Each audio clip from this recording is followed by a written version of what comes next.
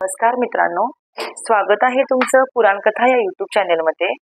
तर आपण आजच्या व्हिडिओमध्ये पाहणार आहोत तुकोबारायांनी सोन्या चांदीचा नजराणा नाकारला आणि शिवरायांच्याकडे काय मागणी केली असेल बरं।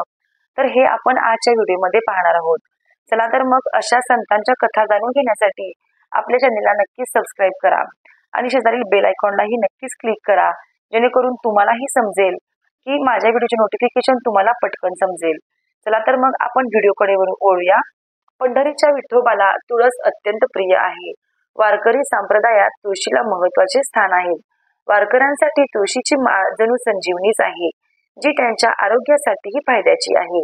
तुळशीचे महत्त्व आपल्या पूर्वजांकडून आपण ऐकत आलो आहोत।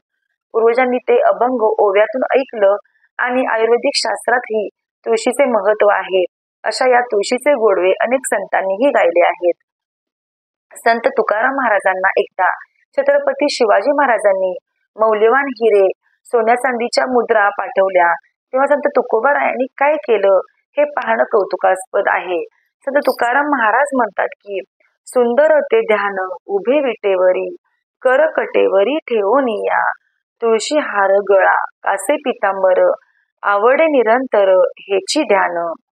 तुकाराम महाराजांनी तर तुळशीच्या पुढे इतर सर्व गोष्टी तुच्छ मानल्या।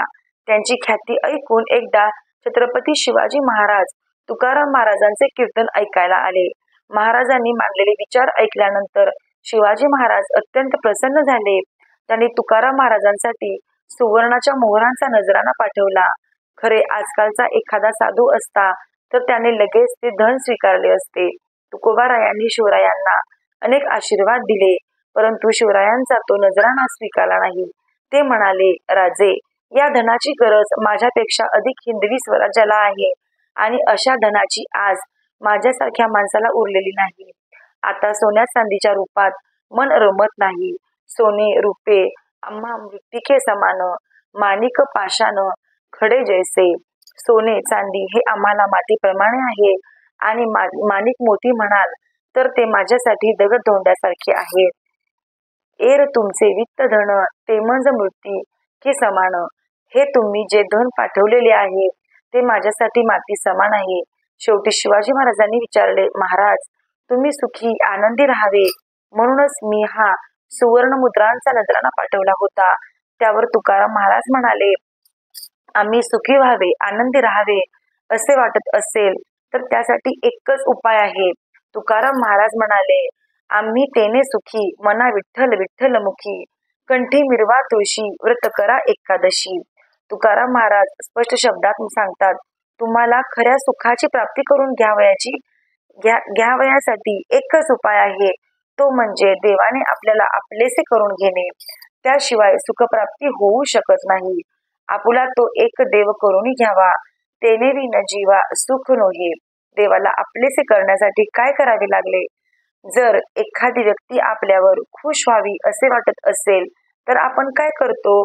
त्या व्यक्तीला जे जे आवडते ते सगळे आपण करण्याचा प्रयत्न करत असतो।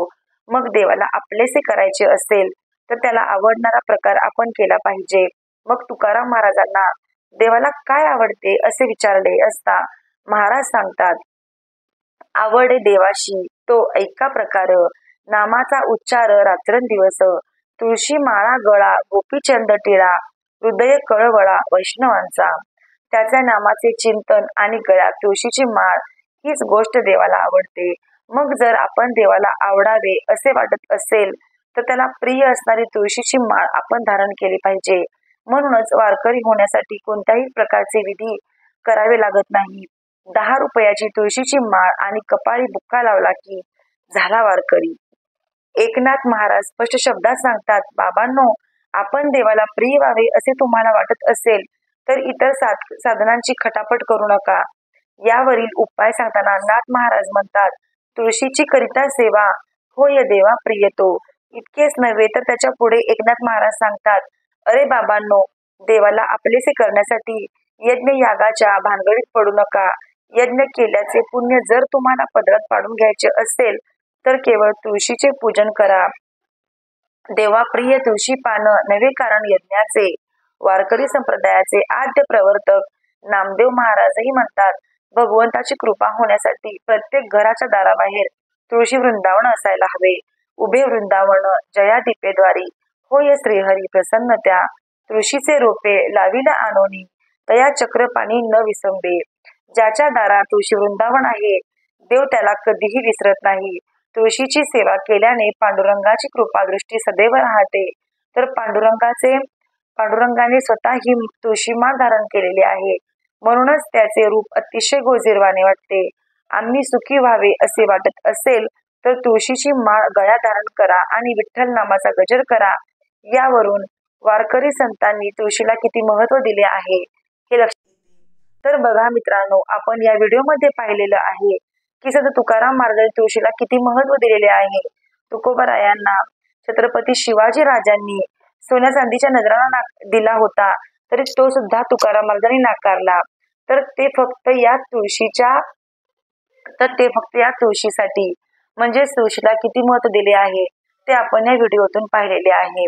चला तर मग, जर तुम्हाला हा व्हिडिओ आवडला असेल तर नक्कीच लाईक करा व्हिडिओला, आणि अशाच प्रकारच्या आणखीन छान छान कथा ऐकण्यासाठी आपल्या चॅनेलला नक्कीच सबस्क्राईब करा. चला तर मग, आपण असंच भेटू आणखीन एका नवीन व्हिडिओ सोबत. तोपर्यंत धन्यवाद.